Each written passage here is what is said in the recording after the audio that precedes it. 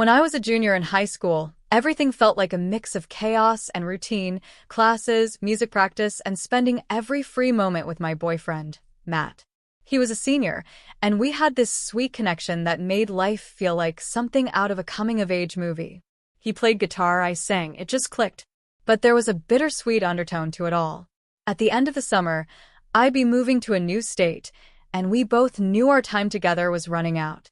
Our friend group revolved around music. Most of us were in choir, band, or orchestra, so we naturally hung out a lot. One of those friends, or maybe more like an acquaintance, was Griffin. He was a senior too, but we weren't close. Griffin was that guy who loved being in everyone's business. He had this overly confident, churchy vibe and would guilt-trip people for not being as religious as him. Somehow, despite being a total buzzkill, he managed to stay relevant in the group. Griffin and I didn't get along, but I wasn't confrontational back then. I grew up in a strict, conservative church that had taught me to stay quiet, especially around men, and I was still untangling myself from all that.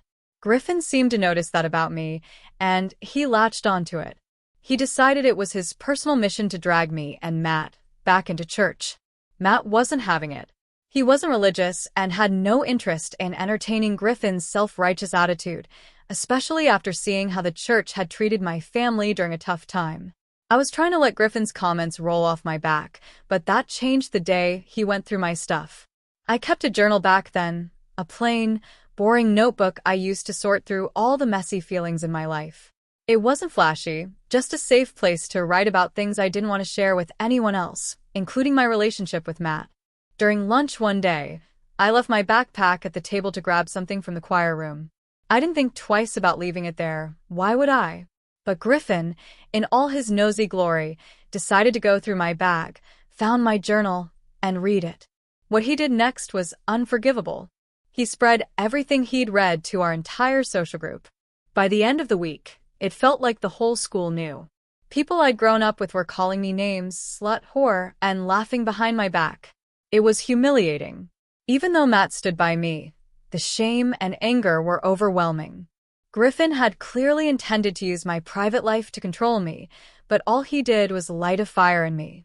That's when the idea hit me. Griffin loved his brand new, custom truck more than anything else. If he wanted to ruin my life, I was more than ready to return the favor. I just needed a little help from Matt, our friend Henry, and one super dead possum. Griffin's betrayal was fresh in my mind as Matt, Henry, and I sat in my backyard after school one day, stewing over everything that had happened. My house backed up to a stretch of road that bordered a forest, a place notorious for roadkill. As we sat there venting, my eyes landed on a particularly grotesque sight, a bloated, very dead possum baking in the hot sun. It had been there for days, rotting, and frankly impossible to ignore. We started talking about Griffin, and the more we talked, the angrier I got. The humiliation he'd caused me, the names I'd been called, the way he acted like he was untouchable, all of it came rushing back. As I stared at the possum, an idea began to take shape. Slowly, I turned to Matt and Henry and said, "What if we used that?" They stared at me, then at the possum. Matt raised an eyebrow. "Used it for what?" "For Griffin's truck," I said, a smile creeping onto my face. At first, they thought I was joking, but as the plan unfolded, they got on board. We'd bag the possum, sneak into Griffin's backyard, and leave it somewhere he wouldn't notice right away. His truck was massive, one of those custom jobs where the roof was so high you couldn't see it unless you climbed up. It was perfect. That truck was Griffin's pride and joy. His parents had bought it as an early graduation present, and he never shut up about it. It was spotless, expensive, and easily the most important thing in his life. We knew he parked it in his driveway every night, and because his house backed up to the woods, we could approach it without being seen. The timing was perfect, too. Graduation was 2 weeks away, and the weather was hot and humid, the kind of heat that could turn a dead possum into a biohazard. If we placed it just right, it wouldn't be visible, but the smell? That would be impossible to miss. We spent the rest of the day planning. Henry suggested we wear masks and gloves to avoid leaving fingerprints. Matt figured out the best route through the woods to Griffin's backyard. We even tested the weight of the possum with a stick to see if we'd need 1 bag or 2. Spoiler, it was heavy. That night, we geared up in all black, masks in place, and met at the edge of the woods behind my house. Bagging the possum was hands down the most disgusting thing I've ever done. The smell was overwhelming, and I gagged more times than I can count. But we managed to get it into a thick garbage bag without the thing falling apart. With the possum securely bagged, we carried it through the woods to Griffin's house. His backyard was dark, with no cameras or motion sensors, lucky for us. We crept up to the truck, climbed up the side using the footrests, and heaved the possum onto the roof. The smell hit immediately, even through the bag. Satisfied, we quickly made our way back through the woods, laughing quietly as the adrenaline wore off. The next morning, we went to school like nothing had happened. Griffin parked in the student lot as usual, completely unaware of what was waiting for him on top of his truck. By lunchtime, the smell had begun to spread. The combination of the heat and the possum's condition had turned it into a ticking time bomb, and by the end of the day, it finally exploded. The scene was chaos. Students gagged and ran for their cars, covering their noses. Some were shouting, trying to figure out where the stench was coming from. Meanwhile, Matt, Henry, and I watched from a safe distance, doing our best to look innocent. Griffin reached his truck and immediately realized something was wrong. The possum's insides had seeped through the bag, dripping down the sides of his truck and into the slightly cracked windows. The stench was unbearable. Griffin started retching right there in the parking lot, his face pale as he called his parents in a panic. We stayed late that day, pretending to rehearse for a choir performance, just so we could watch the whole thing unfold. Griffin's dad eventually showed up, furious, yelling at Griffin for letting this happen. A tow truck arrived to haul the mess away, and the poor driver looked like he was going to throw up as he loaded the vehicle. By the time they left, the parking lot reeked so badly that people were still talking about it the next day. The next morning at school, the entire place was buzzing. Word had spread fast about the disaster with Griffin's truck. The smell had been so bad that even people who weren't in the parking lot had heard about it. Teachers were muttering about it in the hallways, and students who didn't know Griffin were asking around for the full story. Griffin showed up late that day, escorted by his parents and a man in a suit who we assumed was some kind of lawyer or insurance guy. He looked wrecked, pale, anxious, and clearly furious. As he walked through the halls, the crowd parted, whispers trailing behind him. The once confident, holier-than-thou Griffin now looked like a shadow of himself. He went straight to the principal's office, followed by his parents and the suit. Not long after, a student aide came into the music room where Matt and I were hanging out and asked for Matt to go to the office. My stomach dropped.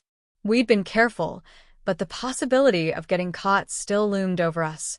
I watched Matt leave, my heart pounding, and tried to act normal as I stayed behind. The whole thing took less than an hour. Matt came back to class like nothing had happened, casually shrugging when I pulled him aside to ask what went down. "They don't have anything," he said with a smirk. "They're just fishing." Apparently, Griffin's parents had demanded a full investigation, insisting that someone at school had been responsible for the mess. But with no cameras on their property and no evidence tying anyone to the incident, the school had nothing to go on. Besides, the truck had already been in the parking lot when Griffin arrived that morning.